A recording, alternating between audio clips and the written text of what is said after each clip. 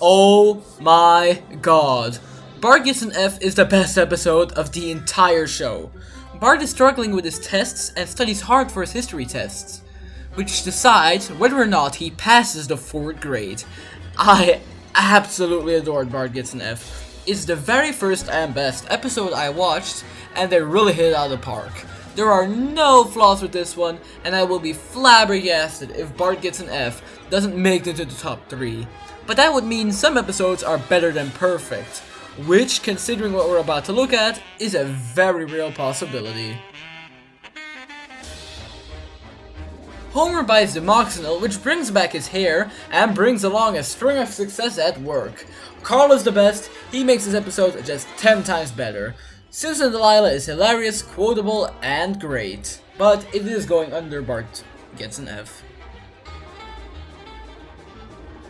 Ay caramba! We finally made it to the first Treehouse of Horror episode. The Simpsons move to a haunted house, get kidnapped by aliens, Kang and Kodos, and Homer and Bart star in a retelling of The Raven. This is a really iconic Halloween special, and it's amazing. I love all 3 stories, especially Hungry Are the Damned. The visuals in all 3 are phenomenal, and clearly, this episode had a lot of effort put into it. It's also the first episode with a score by Alf Clausen, and he did a really good job, going above Simpson and Delilah. Our first Mr. Burns episode, and it's amazing. The power plant gets flagged for being unsafe, and so Mr. Burns runs for governor to stop his plan from being shut down. I love the look and feel of this episode, and the Citizen Kane parody fits Mr. Burns way too well for its own good. This episode is one of the best in the entire show, so it's going under Bart Gets an F. Dancing Homer is fine, but way too simple. Homer becomes a baseball mascot and moves to Capital City. The first act at the baseball stadium is really funny, but the episode kinda falls off after that point. Tony Bennett's song is amazing though. The first Homer and Ned episode, and of course, it's great. Homer and Ned argue and make a bet involving Bart, Todd, and mini golf. This episode has funny jokes, a good homage to the Karate Kid, and a well-rounded plot, going under Simpson and Delilah. Another holiday special, the first Thanksgiving one. Bart and Lisa quarrel during Thanksgiving dinner, and Bart runs away, learning the values of having a family at Thanksgiving. I love this episode to pieces. The fantasy sequence, the morals, and the jokes, all fantastic. Bart vs. Thanksgiving is going under Bart Gets an F. Wow, season 2 has been great to Bart so far, so let's see how it continues. Bart becomes obsessed with being a daredevil like Lance Murdoch and tries jumping Springfield Gorge. This episode is the most iconic one so far, with the scene where Homer nearly jumps the gorge. The rest of the episode is amazing too, so it's going under Bart vs. Thanksgiving. Maggie hurts Homer after watching Itchy and Scratchy leading March to protest against cartoon violence. This episode is freaking sweet. I love the moral of the episode, how one small person can make a big difference. I also adore this sequence where the kids start playing outside after Itchy and Scratchy changes. Another great episode, under Treehouse of Horror. Bart gets hit by a car, obviously, and the Simpsons fight Mr. Burns in court. This episode is extremely memorable for introducing us to Lionel Hutz and Dr. Nick, and both of them are hilarious in their first appearance. The third act feels a bit disconnected from the rest of the episode, but that's the only flaw. It's going above Dead Pudding Society. Geez, why is that title so long? Well, that doesn't matter because this episode is great! Homer is Fugu and discovers he only has 24 hours to live. This episode feels like a mixture of a ton of different season 2 episodes. Specifically, Lisa's Substitute, Old Money, Bart gets hit by a car, and Bart the Daredevil, when Homer says goodbye to the most important people in his life. I love this episode despite its generic premise. It has fantastic jokes and amazing emotional moments. Under Bart the Daredevil. In The Way We Was, we finally get to see how Homer and Marge met. After the TV breaks, Homer and Marge tell the story of how they met, had a fun night together learning French, how Marge told Homer off for lying, and then eventually how they fell in love after the prom. I absolutely adore this episode, and frankly, I think we need some more 70s nostalgia.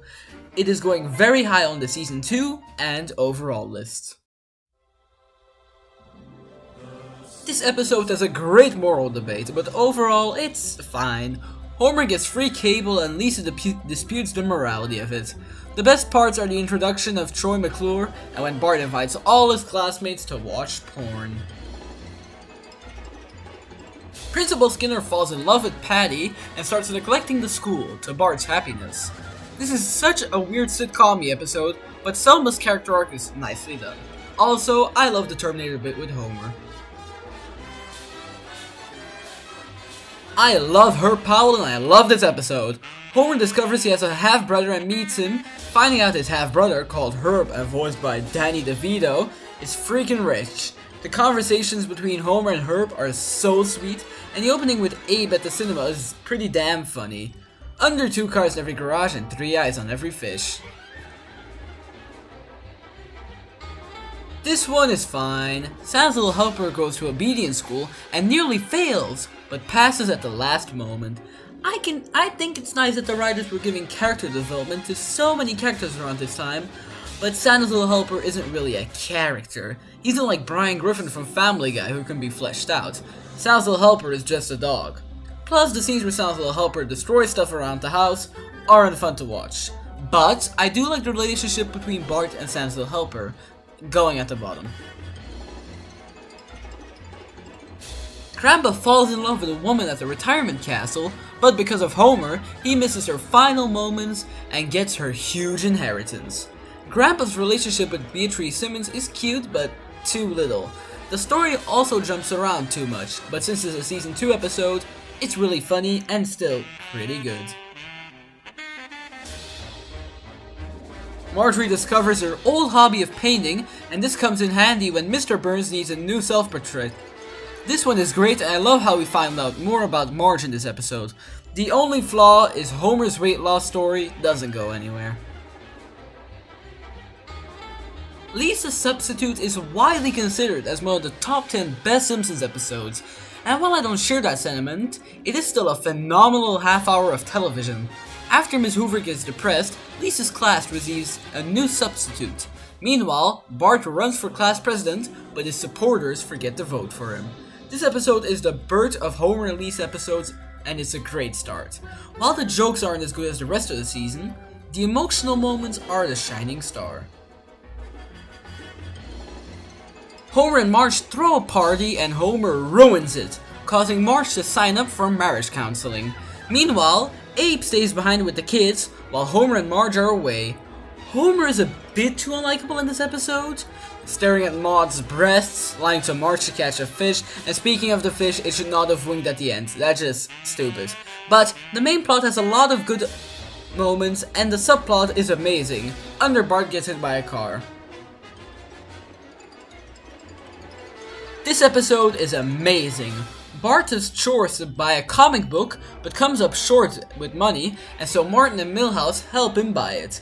3 Men and a Comic Book is really funny and also has some beautiful visuals.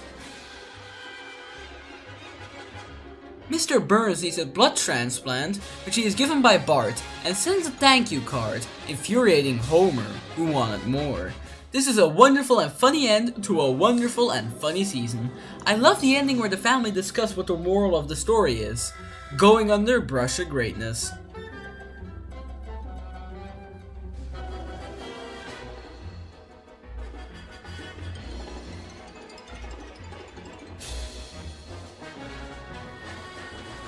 This is the best season of the show.